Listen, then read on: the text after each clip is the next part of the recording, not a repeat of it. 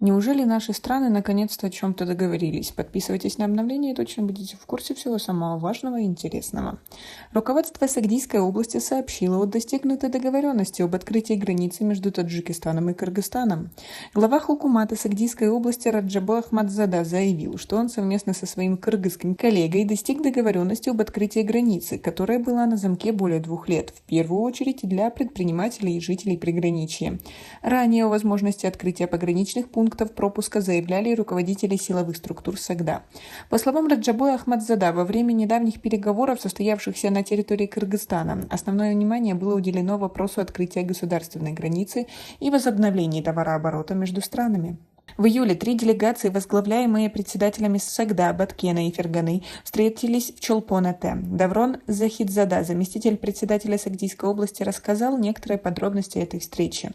Полномочный представитель президента Кыргызстана в Баткене высказался о том, что границу нужно открывать поэтапно.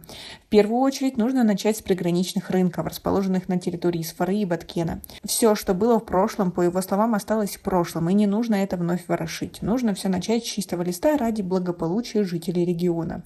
Хотя пока от кыргызских властей по этому поводу никаких известий не было, но таджикская сторона говорит, что именно кыргызские чиновники первыми высказали готовность к этому вопросу. Впервые о возможности открытия пограничных пунктов пропуска было заявлено на пресс-конференции правоохранительных органов Сагда в начале этого года. Фермеры, предприниматели и жители приграничных районов Таджикистана не раз призывали открыть границу для взаимной торговли. Между тем, спустя почти год после кровопролитного конфликта на таджикско-кыргызской границе 24 июля, жители кишлака Хаджие Айло и Джамаата Варух города Исфара вновь стали свидетелями конфликта и перекрытия дорожного движения для жителей этих населенных пунктов. Руководство Сагда заявило тогда, что данный конфликт был оперативно урегулирован.